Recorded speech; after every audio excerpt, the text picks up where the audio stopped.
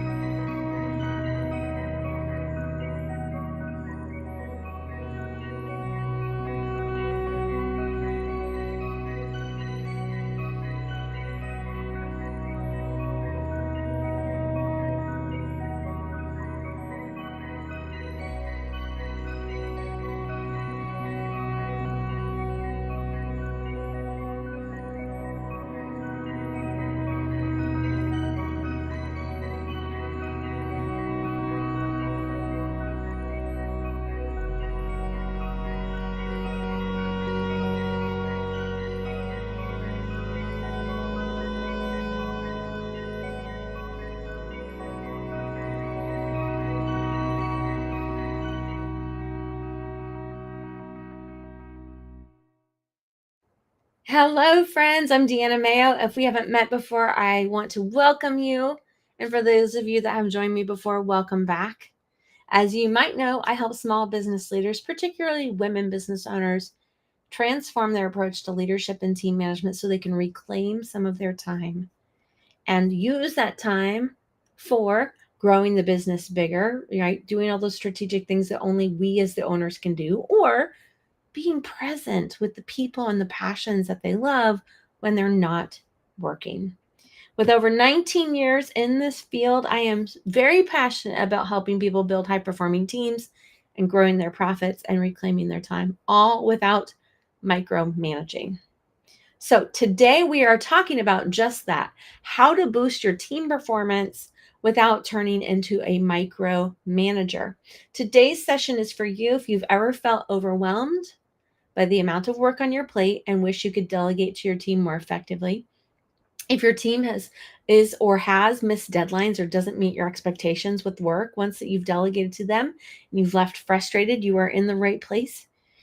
If you've tried delegating tasks but you end up doing the work yourself over because it wasn't done right the first time, and if you've ever felt like you're losing control when you delegate tasks and it leads you to micromanage every detail, you are in the right place today. If you have ever felt like that, I want you to know it's okay. We all have, and there's a better way. So let's talk about the problem here. First of all, before we do, if you are joining me live, please comment #live. If you're joining me on the replay, I'm so glad that you're here. Please comment #replay. That lets us know that we can be back in touch with you if you have any questions. And it also helps us boost things up in the Facebook algorithm, and I'd be really grateful. So let's talk about the elephant in the room, the problem here. Delegation. It is a big challenge for a lot of people. It feels like a hassle, but it can actually unlock your team's true potential and free you up for those strategic initiatives. So let's look at some common scenarios. First, we have the overwhelmed leader. You are juggling lots of items or spinning a lot of plates, and you feel like sometimes your business is running you instead of running your business. Then we have disengaged team. Maybe your team is lacking motivation or initiative, and they seem to wait for you for direction on every little task. Like if you're not pushing work out to them, they don't have anything to do. Not only is that frustrating, but it's a big waste of money if you're paying them for that time. Now let's talk about quality issues, right? When you do delegate, the results are often subpar and you feel like you have to do the work over yourself. These problems not only drain your energy, but they can really stifle your business growth and they can lead you to burnout. If you have ever experienced any one of those things, just know you're not alone. And if you've ever felt overwhelmed, but trying to do everything yourself, or frustrated because your team maybe didn't deliver exactly as you expected, you're definitely in the right place. All right, I've got some tips for you today, so I recommend you take some good notes. And as you hear something that really resonates for you, pop a note into the comments for me with hashtag nugget, Nugget, like a golden nugget. You know, it's as if you found a little gold as you were panning in the river. Um, we want to make sure that we hold on to that golden nugget.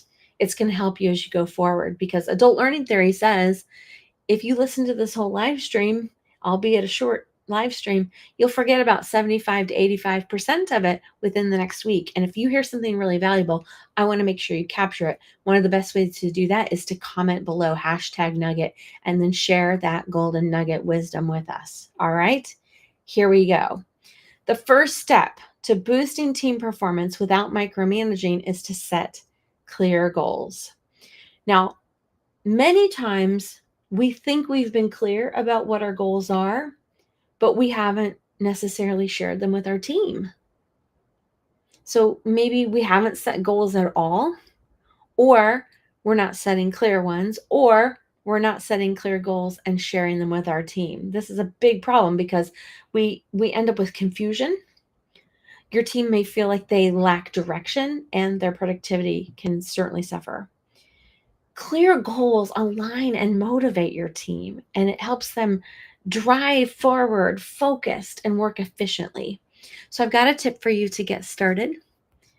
Host a goal setting session with your team to outline some specific goals. I like to use the acronym SMART: S for specific, measurable, achievable, meaning, it's realistic within, gravity and whatever, relevant, and time bound. That means it has a deadline. Review then how their work relates to these in your weekly one-to-one sessions. If you're not having one-to-ones with your team every week, you are missing out. It's your insurance policy to catch things before they get too big, to build relationship, because relationship and trust is the glue for making productivity happen. If you don't have a model for doing one-to-ones efficiently in 30 minutes or less with your team members, please let me know. Drop one-to-one in the comments and I will get you a resource. Okay. Tip number 2 is about delegating effectively. And that's the big word there, effectively. Sometimes we delegate to our team members and we overload them with instructions that are vague and not clear. Sometimes we just plain overload them with too much work. The other problem that often happens related to delegating is not delegating and doing too much of the day-to-day yourself. What happens then? Well, we burn out. It's certainly less efficient. And we miss opportunities to develop our team members with stretch assignments that could grow their skills and their knowledge. Effective delegation leverages your team's strengths and grows their skills. Overall, performance improves and morale improves too, because they can see that you're doing your best to help them develop and grow and move forward in their career. So, a tip to get started is to identify tasks that could be delegated that are on your plate, and then match them with the team members on your team, whether it be their skills that you want them to grow into, their current skills, or just their interests. Then make sure you clearly define expectations, deadlines, and instructions. If you don't have a resource for doing that, I highly recommend you pick up a copy of my one-page delegation simplifier. Just think about how easy life would be if you had a tool that simplified delegating, making sure you don't forget anything in the instructions that you are giving them. And that's exactly what the one-page delegation simplifier does. It boosts morale because they're getting instructions they can actually work from.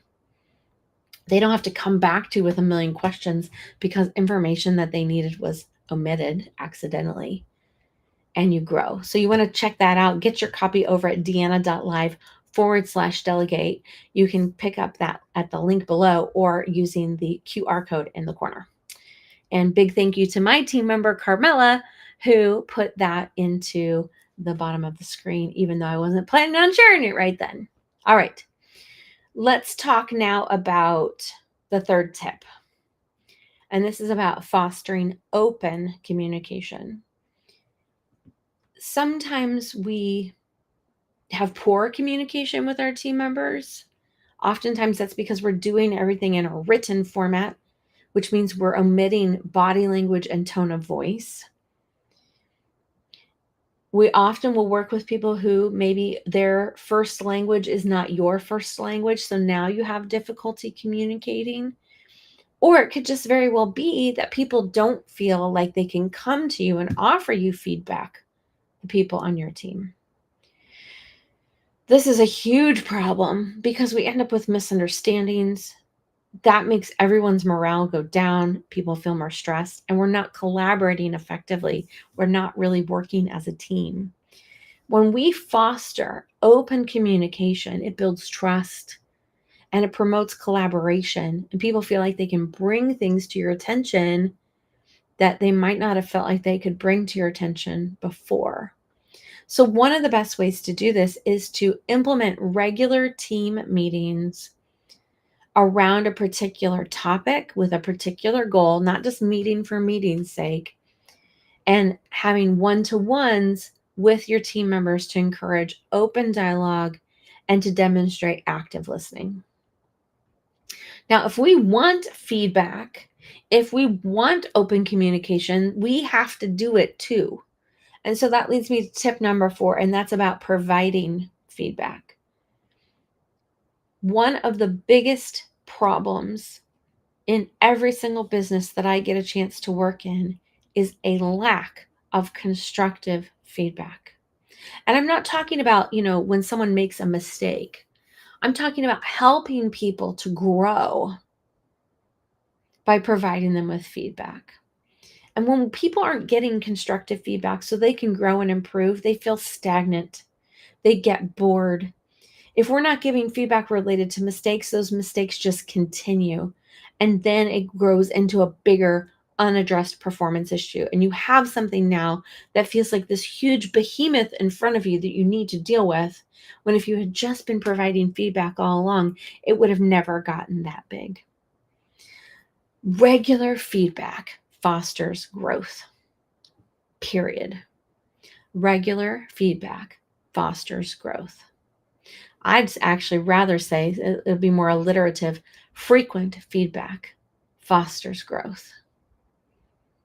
When we have growth, morale improves, engagement improves, productivity improves.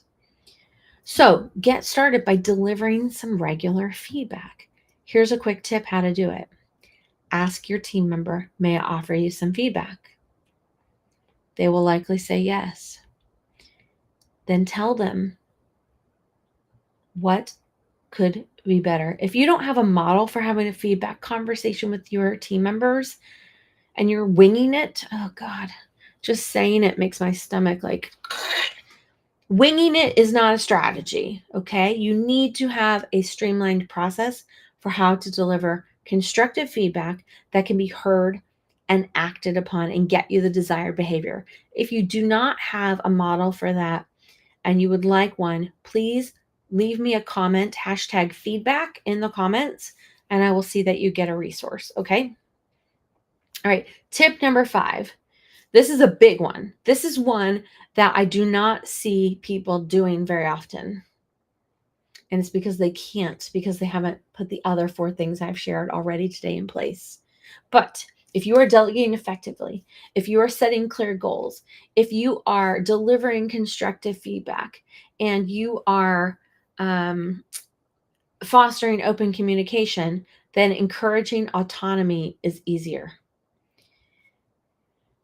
Micromanaging means I am managing at a micro level. I am controlling too much of how you do the work or every step of the way and not allowing you to grow in your independence.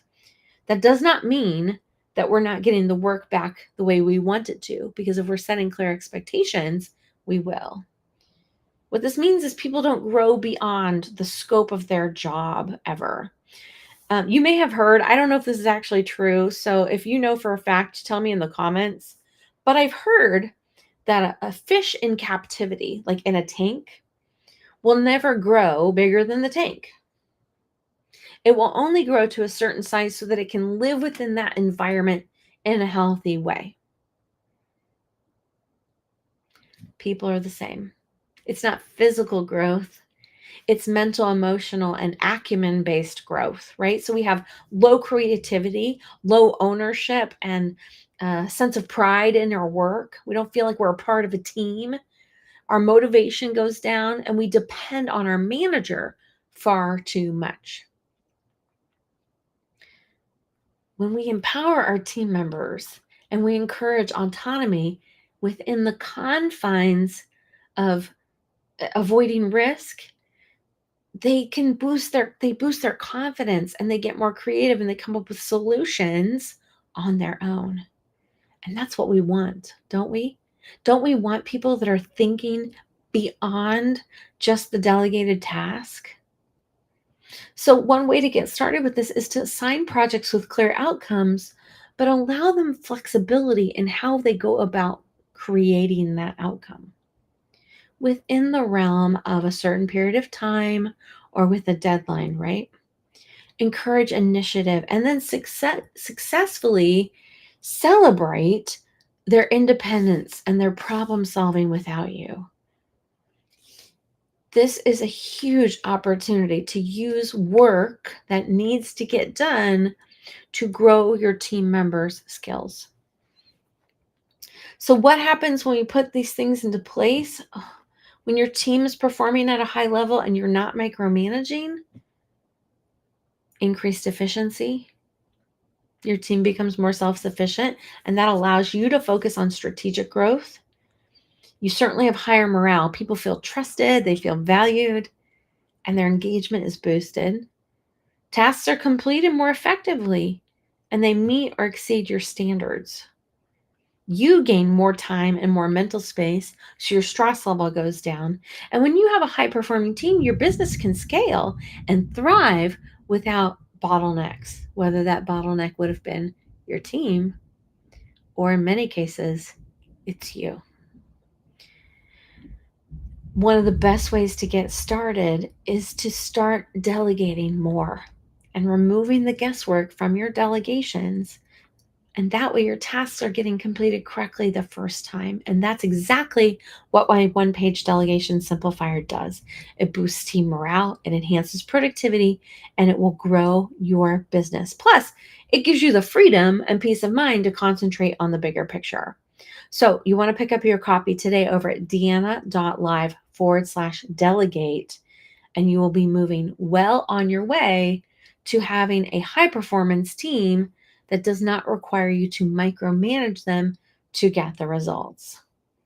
All right, my friends, that is going to be it for today. I want to invite you to join me next time as we dig into another topic. Today, we talked about team performance without micromanaging, and I hope you found these insights and tips valuable. Be sure to stay tuned for my next video where we'll continue our journey towards creating a high-performing, profitable team. I'll be sharing more strategies, more tips and resources, more inspiration to help you lead with confidence and achieve remarkable results. I look forward to connecting with you again soon. You take great care, make it a great day, and while you're at it, see if you can't make it a great day for someone else too. Bye for now, everybody.